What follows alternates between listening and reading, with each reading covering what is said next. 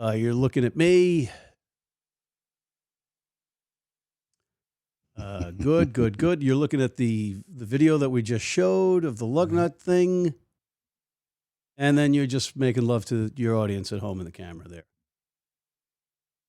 Coming up next on Rugby Wrap-Up, Heineken Champions Cup Chat. Brought to you by Irish Rugby Tours, the Rugby Tour Specialists, AFIA Sports Training, committed to developing the sporting potential of future players in the U.S., UK, and across the world. And Dub Pies, Down Under Pies. Stop by, say hi, and eat pie. And the Pagan Whistle on West 36th Street. Hey everybody, welcome back to Rugby Wrap-Up. Matt McCarthy and Steve Lewis at the Fantasy Sports Studio 34 in Midtown Manhattan talking rugby. And this time, Stephen, we're going to go across the pond to Europe and talk a little European rugby, the Heineken Champions Cup. You have a chance to catch any of it while you were in Glendale, Colorado? Yeah, not as much as normal. I mean, obviously results and what have you and reports, but I saw a bit of the Glasgow game. That's my team. But tremendous competition this now. It's really throwing up great games, great storylines every week. This European Champions Cup is something else. It is. And Steve, we're going to segue into our first of our 4 recurring segments around the European competition, the Champions Cup, not the Challenge Cup. And I'm going to ask you a question. Here's trivia question number 1. These sneakers, are they the colors of Cardiff or Glasgow? That's clearly Cardiff. Well, it wasn't so clear this weekend, was it? And that brings us right into our this week's Freddie Burns. My choice is the kit protocol department at the European Champions Cup office, who, for whatever reason, didn't sort it out. So Glasgow and Cardiff took the field in very similar looking outfits. Cardiff's outfit was, their second outfit was 20 miles away at their team HQ. Glasgow only showed up with one, so consequently they had to play the game in these similar looking kits. Didn't affect the result. Glasgow, comfortable winners away from home, 29-12, bonus point. Good win for the Warriors. Yeah. Ladies and gentlemen, great minds think alike. And I have written down in my notes for my little teleprompter here, the European rugby organizers are this week's Freddie Burns for me. Same thing. I wore the sneakers because I just thought, So finally we agree on something. And yes, and we got to, there are 2 of our favorite teams, the Glasgow Warriors and Cardiff Blues. You got Blaine Scully and Samu Manoa over there, right? MVP of the week for this round.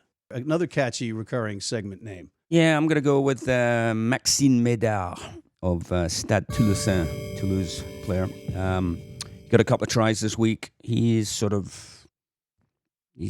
getting up there in terms of all-time top try scorers in Europe. I think he's up to like 3rd or something. Yeah, he's also the man that I picked last week after he knocked the ball out of Freddie Burns' hands.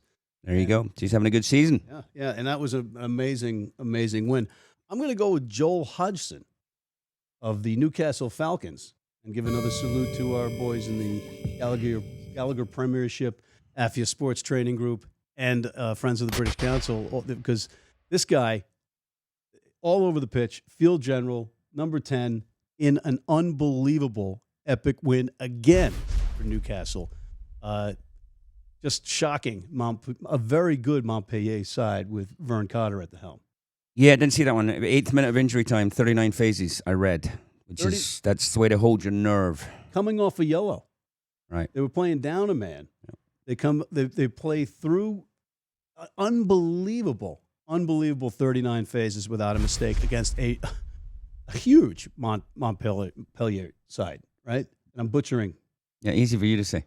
Montpellier, that much better. But we're here in America. So, team of the week. Team of the week. You mean Équipe de la Savon? Wait. I don't know where to start. I go with Newcastle, for that result. They've now put it over on 2 French giants back to back, and they're really the surprise team. I think Sarries and Toulouse are also full points. So those 3. So Newcastle are in good company right now. All right, it's getting a little old for even me here because we're going to agree again. I'm picking Newcastle. My second is Toulouse. For all those people that question whether Toulouse is a team that's born to win, they're not born to lose. You can write that one down. Toulouse to win.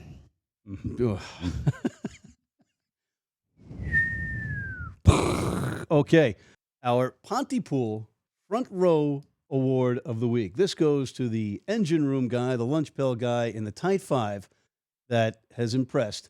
And you can blame Johnny Lewis, the Welshman, for this name. I'll go Johnny Gray. Glasgow Warriors, my hometown boy. Scored a try, 25 tackles, another good blue-collar shift from him. Well played, sir. Well played. You got Glasgow in there, your homeboys, and nobody at home could argue with that pick. I'm going to go with a member of the front row for Toulouse because they faced Leinster, and the Leinster's front row is just relentless and great, and these guys stayed with them. And I'm going to go with Gemma Gastet. Any special notes that you want to make about this competition so far? We got a break until December. No, I think it's as I said right at the beginning, it's an exciting comp. It's really every week now. There's mouth-watering fixtures, and they deliver. So it's just a level up even from Pro 14 or Premiership. I think is a bit of a grind, but this is good stuff. It's glamorous, a little bit international, top players left, right, and center, and some thrilling games, 1-point games decided in the final minutes, that kind of stuff, down to the last second, as Dustin Rose would say. But it's all good right now. And you had, if we're circling back on Freddie Burns, Wasps and Bath tied at 35. Yep. Like kissing your sister. No, that's a very peculiarly American way to look at it. Why? A tie. You want to win. You're in pool play in this competition. Of course you want to win, but there's nothing, this whole notion that tying is an unsatisfactory result. It's if you're behind the deficit they had and you scramble, you get points out of that. I think they got 3 points out of it, right? Bonus point for tries, blah, blah, blah, blah. But conversely, if you blow that lead and you end up with a point, right, so that tie was good to a team that came back from 3-4 scores down. Yes, it was. Right, and that tie could be good if you're playing away from home. All right. Just saying. On that note, I am successful in having Steve ticked off at me once again for my lack of rugby knowledge. Thank you, Stephen, for educating me and your patience. No, not at all. And your patience. On that note, Matt McCarthy for Steve Lewis of Glasgow, obviously, for Rugby Wrap-Up at the Fantasy Sports Network, Studio 34 in New York. Signing off.